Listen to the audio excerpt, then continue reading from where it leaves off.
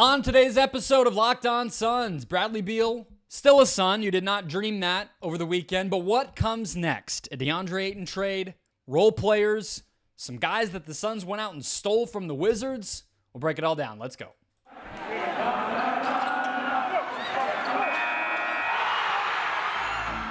You are Locked On Suns, your daily Phoenix Suns podcast, part of the Locked On Podcast Network, your team every day.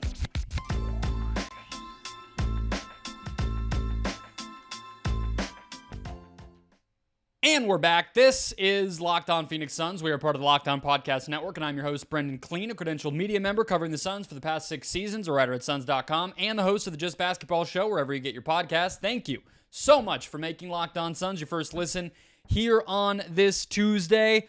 Bradley Beal era, the Big Three era, is still in full swing. Again, you did not dream that. Thank you for making this show part of the way that you experience and celebrate this insane time in Suns history. A shout out to Jesse Dahl, who said he's glad to be an everydayer in the YouTube comments. Become an everydayer by hitting follow or subscribe wherever you get this podcast. We're free and available everywhere, including YouTube, and all you have to do to get locked onto your favorite team every single Monday through Friday, as well as bonus shows constantly, is hit follow or hit subscribe. And I'm here for you. Let's dive into what comes next. Bradley Beal is here. It's not official yet. There may be some sort of Clippers addendum to the Suns-Wizards deal that will bring Beal to Phoenix. Chris Paul going to the Clippers or something else. But for all intents and purposes, from a Suns standpoint, that deal is done. We are fully on to the next thing because that is how the offseason moves. And that next thing very well might be a Deandre Ayton trade.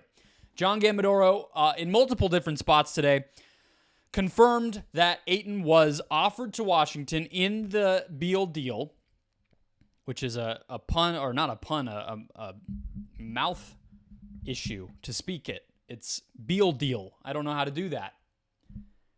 Ayton could have been a Wizard. The Wizards said no. Interesting from a Wizard standpoint, but who cares, right? The more important part is, what can the Suns get for him now?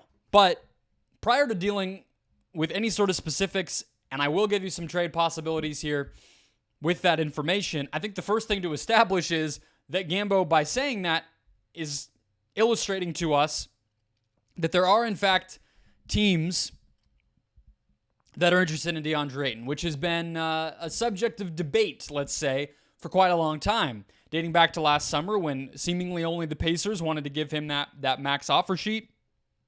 The Nets apparently did not want him last summer in any sort of Durant negotiation, as well as at the deadline in any sort of Durant negotiation. But the Wizards being at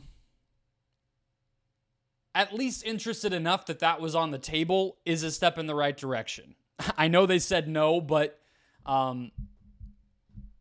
let's just establish that happened. The real evidence that there are going to be teams came from Shams Charania today, and I want to let everybody know that I did actually remember the word for mouth issue. I know I said that a second ago. I'm not going to reset the podcast or anything, but the word is tongue twister. I just wanted you to know that I did get there eventually.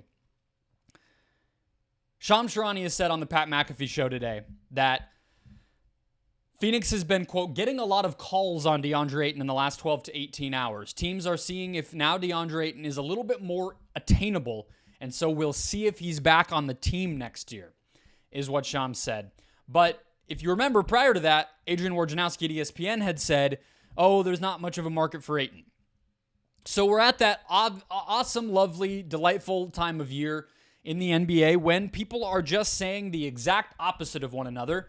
And on both sides of that thing, you're left with people who allegedly know what they're talking about.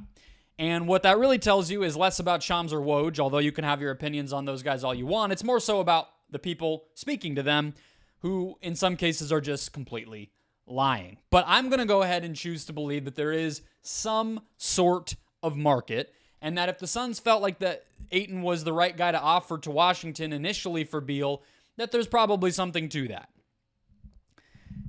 I just refuse to believe that there is nobody who could use a center like this. I think that I've been well documented that I it's not hard for me to see the flaws with Deandre Ayton. I've watched this guy very closely. I probably am more negative about him than most. I'm willing to admit that. It's no harm against him as a dude.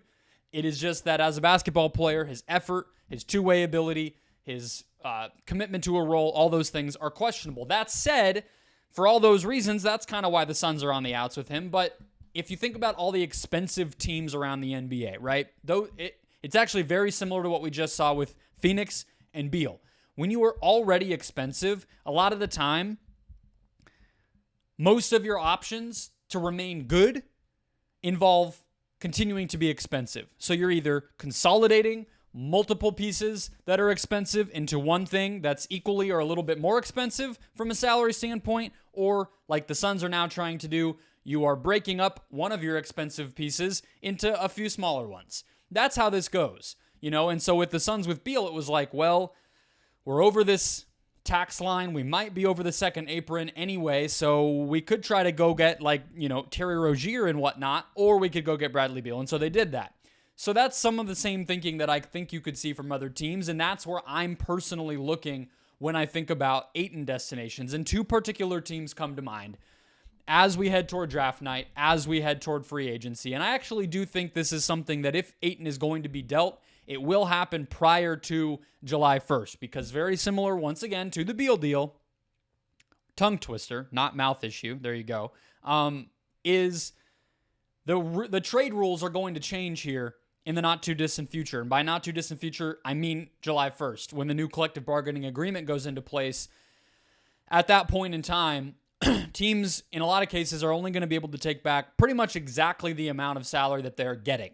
And so it's just going to be harder to make trades. And so teams are going to make use of that. If Lillard gets traded, I would imagine that happens before July 1st, et cetera, et cetera, et cetera. The same will be true for Ayton.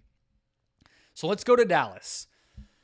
Dallas has been rumored to be talking to Atlanta about Clint Capella. Dallas has also been rumored to be connected to Derek Lively, which is probably the best non-Victor Wembanyama center prospect in this year's NBA draft, and that both of those things indicate the Mavs would like a center. Not exactly a surprise. They gave JaVale McGee a whopping amount of money last summer for some reason. They tried Christian Wood. He's not really a center because he can't defend. I'm pronouncing center very aggressively. You're welcome. Dwight Powell is not exactly getting the job done. He's been there for a long time, but the reality is he's 6'9". So that's where Dallas is. And the deal that I think, there might be some variety here, but I actually don't think there's much. The trade, as I see it, and I'll explain to you why I'm picking these pieces after I say them, but it would be Reggie Bullock, Maxi Kleber, and JaVale McGee for Deandre Ayton. Now, on the one hand, you're getting 3 guys for 1. Pretty nice, right? 3 guys for 1 is exactly the type of thing that the Suns are looking to do. The other good part about this is, on the one hand, Maxi Kleber is under contract for 2 more years after this one. I like him a lot as a small ball option if the Suns just fully lean into positionless, Miami Heat, Golden State Warriors, Boston Celtics ball. Kleber is a great player to be more switchable. Durant as a rim protector, et cetera, et cetera. But his salary being longer is what's nice there, because the Suns can then use him as an asset going forward. A lot of their issue right now, in addition to the expensiveness of everything, is that everybody who's not Chris Paul, DeAndre Ayton, Devin Booker, Kevin Durant, and now Bradley Beal, and even Shamet actually was one who could have stayed on their books and been a trade piece going forward, but obviously he left too, is that everybody's just expired all of a sudden. So you're looking at this situation where not only do you have 4 max guys and a bunch of minimums, you also have 4 guys whose contract goes on beyond this year and then a bunch who don't. And so Kleber being a little longer than that would be very nice. Reggie Bullock, I'm not sure if last year meant he was cooked or washed or whatever word you want to use, or if it was just a really bad season and he can bounce back from it. He's not that old. JaVale McGee, maybe he's just one of the guys who plays some center for you. I don't think he's coming back to be some sort of game changer. He is in his mid-30s as well. So that's one. The other one is the Boston Celtics, who I just mentioned a second ago in terms of their versatility and positionlessness. Ayton coming would not quite be that, but it would be a little bit more stability at a position where I think they need it. They have 2 centers, which is sort of like the thing in the NFL when people say if you have 2 quarterbacks, you really have none. Seems to me for the Celtics, they have 2 centers. but really they have zero in some cases, especially when you realize Horford and Williams are both injury prone and everything else. And there's been a connection between Phoenix and two guys on the Celtics roster already. One being Malcolm Brogdon, who was rumored to be connected to the Suns in the past couple of weeks. I don't think I talked about him much. I don't know if that's still a good idea or at least I think it is a good idea. I don't know if it is still on their radar post-Beal trade, but it makes sense as a guard option. And they've also been connected to Peyton Pritchard in the past. Those two guys for Ayton straight up works. And Brogdon is another guy who has money on his contract next season as well. And then Peyton Pritchard is actually he's extension eligible right now, and he's a restricted free agent next summer. So those are two guys who, as assets, you could continue to roll over into the future. Both guards, so you would need a center and replacement. You're looking at Mason Plumlee, Brook Lopez, etc., the options we've talked about at small salaries if you can get them. But that is an option that would give you a lot more guard depth. You could potentially look to then trade Cameron Payne or just cut him for some salary relief, although I would not really advocate for much of that at this particular point in time because you just need all the assets you can get. You just need all the people on your books who make any sort of money that you possibly can. But obviously Payne would be another guard with those two in there and Beal and Booker and everything else. Those two options are solid, and I just think that they're a good starting point for when you're looking at Ayton trades. Good teams who are already expensive who think we need to win. Can a center help us get there if he's a good one, regardless of the price? With that said, let's talk about the Suns role players. Regardless of what they do with Ayton, we got some updates on that end as well today. We'll talk about that next. First, today's show brought to you by BetterHelp. BetterHelp is, I don't want to say revolutionary, but mind-blowingly great and easy and efficient. How about that? I think that BetterHelp is doing something that genuinely really makes an impact. I've went to therapy during the pandemic. My wife started therapy during the pandemic. And it wasn't even like we had some sort of traumatic end-all be-all type of moment. Sometimes it's just you spend all of your time giving. It's easy to get caught up in what everyone else needs from you. Therapy can give you the tools to find more balance in your life so you can keep supporting others without leaving yourself behind. Sometimes it's just as simple as that. If you're thinking of starting therapy, give BetterHelp a try. It's entirely online, designed to be convenient, flexible, and suited to your schedule. Just fill out a brief questionnaire to get matched with a licensed therapist and switch therapists at any time for no additional charge. Find more balance with BetterHelp. Visit BetterHelp.com/LockedOnNBA today to get 10% off your first month. That's BetterHelp, HELP.com/LockedOnNBA. Two updates here. And I figured these would come in terms of what the actual trade was for Beal. Sounds like the Suns are giving up like 4 second-round picks and maybe 2 or 3 pick swaps. But again, it's not finalized because Chris Paul may be going to the Clippers. The other parts of what we heard relates to role players for the Suns and how they might go about filling out this roster. Jordan Goodwin, who, again, I don't want to sit here and pretend to you like I've been watching late season Washington Wizards basketball. I don't know how much late season NBA basketball, period, should always be factored into what it is that you evaluate a player's future as, but Jordan Goodwin actually didn't even just play at the end of the season. He played 1,100 minutes for the Wizards last year, 62 games, and his numbers are pretty solid.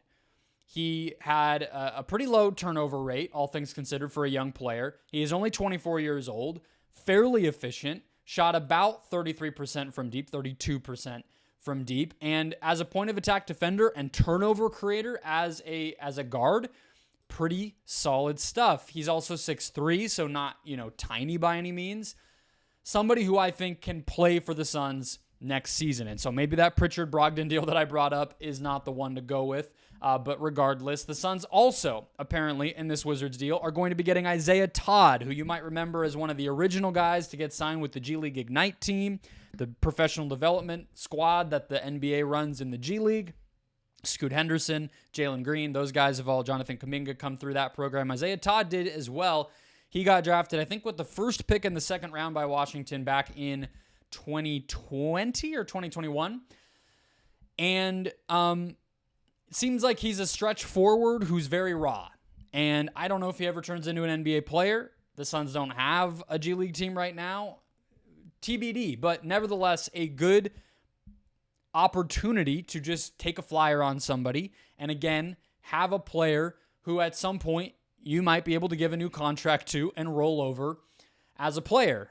Much better to have Isaiah Todd with that upside as a potential guy to keep going with than it is to have, Bismack Biyombo for, his age 30 whatever season, So that's where things stand here. We also got a report from Gambo as well as Brian Windhorst at ESPN that the Suns are expected to re-sign Torrey Craig, Josh Okogie, Damian Lee, and Jock Landale. I think that Gambo had it as Biyombo potentially too. I'm a little less bullish on that one. Take it or leave it. I think a lot of this will depend on what and if that Ayton deal ends up looking like. But that all lines up with what I've already been telling you, right? Craig is just somebody who can play. The interesting thing about Torrey Craig, in addition to that, though, is because he made $5.1 million last year, and I believe that the Suns actually have his early bird rights because he signed a 2-year deal with the Pacers. So the years before that, when he was technically on the Suns, don't count because he did switch teams and come back. So they have his early bird rights, which I think that means that they can give him up to 175% of what he made last year. Without getting into the math, the point is making $5.1 million last year, the way that Craig did, the Suns can give him 6, 7, even more than that, like almost $8 million if they wanted to. Now, I don't know if they're going to need to go that far, but it's again somebody making more than that minimum of $2 million for this team. As I've said repeatedly, a good thing to try and have. As far as Okogie goes, he is also eligible for a little bit of a raise, but not much. If he stayed in Phoenix, it would be something around the minimum with just a slight increase over that. Damian Lee, Jock Landale. Lee is the same as Okogie, but Landale is actually, I believe, early bird rights, just like Torrey Craig, so you could be looking at a raise there to somewhere in the neighborhood of, let's see, like $2.5 million. Not too bad. He might have a market. That's been out there as well. Windhorst had it that they might keep Payne. I think that's, to me, where this is looking. I could see Cameron Payne actually starting for this team next year if nothing changes too dramatically. If they get, obviously, a Malcolm Brogdon type of player, then go ahead and pencil him in as the starter. But if Payne is here and that the Ayton trade gets you wings or bigs back, then I could see Payne starting. I know he doesn't really have the familiarity with the system quite as much now that system is going to be different with Monty Williams gone, but he knows these players. He's an NBA caliber guy. He plays up-tempo. He's a pretty efficient offensive player in terms of if the ball is in his hands, the possession is probably going to end decently. He knows how to make the right pass, and he doesn't turn the ball over a lot. And when he does shoot, it's passably efficient. We know what Cameron Payne is, obviously. Beyond that, I'm curious and surprised, honestly. There has been stuff out there from Gambo. He did the Hoops Hype podcast today with Mike Scotto. I haven't listened, but they do write-ups on their website where they pretty much just transcribe the whole interview so you can just kind of read it. And Gambo said that they're probably not bringing TJ Warren back. That bums me out, but whatever. I'm done talking about TJ. He didn't do that much in the playoffs, all things considered, and if he's gone, he's gone. It's not that big of a deal. Can you hear me coping? I'm trying to talk myself into it. Darius Baisley is the one I'm surprised by. I don't necessarily get why you would not just keep him. What the Suns will need to do if they would like to maintain the right of matching his contract offer if he gets an offer sheet from an opposing team. I don't know what the market is for Darius Baisley. The guy has just not done much of anything in the NBA, and I don't even mean from a production standpoint. The dude just hasn't played. But if there's a market, if they think there might be offers for him, what they can do is extend him a qualifying offer. That's a pretty big number, but it doesn't matter because they're way over cap, tax, everything. It doesn't really clog anything for them because they don't have any of those resources anyway. But whether they go that path or they just rescind that qualifying offer, let him become an unrestricted free agent, he's another guy kind of like Torrey Craig where they have his full bird rights. So technically, they're able to pay Darius Baisley anything up to the max. They're not going to do that, but just for the rules part of it, that's where they are. So you could go out and give Darius Baisley, similar to what we saw with Landry Shamet, right? The extension that the Suns gave him where it was like, what the hell are they doing? Well, that eventually ended up being a helpful salary matching piece to go get Bradley Beal. Like, these things come in handy. That's why I'm harping on this so much. Plus, Baisley is a freak athlete who, at least for one season, made a decent amount of his threes. I don't know if he has the feel for the game that he's going to need. I don't know what his position is. I don't know. But again, why not? Why not keep him? He's a resource you have, and you have the machinations in the cap and the CBA and everything else to go ahead and keep him. So I just don't see why you wouldn't. It's not to say that they're not going to. It's just interesting to me that we have not heard that. If you could get Baisley for $8 to $10 million on over 4 years, that's going to sound high, and it is. But this is what happens in the NBA sometimes. Just by becoming a first-round pick, if you get on the right team and it makes sense for them to pay you, they have to. I mean, ask Deandre Ayton, right? It's a much bigger scale, and Ayton had accomplished much, much more than Darius Baisley. But do you think the Suns in a vacuum would have chosen to pay Deandre Ayton $30 million? No, of course not. But he was their draft pick. He was the only guy they had the chance to keep. They weren't going to get cap space if Deandre Ayton left last summer, and so they paid him. Same thing could happen with Baisley. I would hope that they would be smart enough to do that. We'll see. Keep an eye on minimum centers. Keep an eye on what that Ayton trade is, and that's how this will go forward. Let's talk to close the show about the Bradley Beal fit. And I know it's kind of weird to put this at the end, but look, we're going to do a season preview, and we're going to know a lot more about this roster the more that time passes. So I didn't want to belabor it and do too much here before we know everything. But I have a few thoughts about why people are getting things wrong when it comes to the Beal fit in Phoenix next to Booker and Durant by looking just at the most recent seasons of his career. I'll tell you what I mean next. First, today's show brought to you by Ibotta. We're always throwing money at something. I've had a heck of a year spending money on a bunch of stuff that I did not anticipate or want to spend money on. Kids' school supplies, a new house project, the list goes on. Those are just the small things. It's time to stop spending your hard-earned money without getting anything returned, so enter Ibotta. You can earn cash back on every shopping trip using Ibotta. Ibotta gives you cash back on hundreds of grocery items from produce to personal care to pantry goods. Either link your loyalty account or upload your receipt after you shop and get that cash back. The average Ibotta user earns $120 in real cash back per year. That could cover the cost of an entire shopping trip, or you could use that cash back to buy the flight you've been eyeing, that game you've been dying to go to, or the fancy dinner you've been craving. A typical basket of groceries is over $50 more expensive at the end of 2022 than it was the beginning of the year due to inflation. You can earn 2.5 times that in cash back from Ibotta. Ibotta gives you real cash back, not points. Again, that real cash back that you can cash out to your bank account, PayPal, or gift cards from places like Lowe's, Macy's, Sephora, Best Buy, and more. Right now, Ibotta is offering our Locked On listeners $5 just for trying Ibotta by using the code LOCKED when you register. Just go to the App Store or Google Play Store, download the free Ibotta app, and use the code LOCKED, L-O-C-K-E-D. That's Ibotta, I-B-O-T-T-A, in the Google Play or App Store, and use the code LOCKED when you register. Okay, with all of those updates out of the way, I hope that it did not come across as just reading headlines for you, my analysis in there as well, but we have one last thing to talk about, which is the actual man of the hour, the actual dude who is important in all of this, and that is Bradley Beal. Again, apologies for clearing my throat. I do not want to give you the impression that I am an encyclopedia of Wizards basketball. I did watch Bradley Beal up close once toward the end of the season when the Wizards came to Phoenix.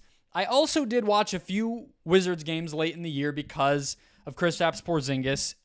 I did a show for the Just Basketball show, a little plug there. Please hit subscribe and follow on that show as well if you want my thoughts on the whole entire NBA, not just the Phoenix Suns. Maybe that's your thing, maybe it's not. Either way, we talked about Kristaps Porzingis. And what I can tell you from doing that little study session is that not a lot that happened in the Washington Wizards organization from a basketball standpoint last year mattered a whole ton. I'm going to throw most of it out. And you can go onto that feed like I just asked you to with that little plug, and you can check me. I'm not just saying that now to make my point about Bradley Beal and try to be optimistic and convince you that he's going to fit in Phoenix. I'm not. I'm just not doing that. I think that's true no matter who you talk about. I think that's true for any team who might want to pay Kyle Kuzma. I think that's true for any team who's considering an offer for a trade or a free agent or an extension for Kristaps Porzingis. Yes, the Wizards won a decent amount of games last season. No, they were not that good. And no, not a lot of what they were doing was really that organized or geared toward winning. All right, they were 35-47.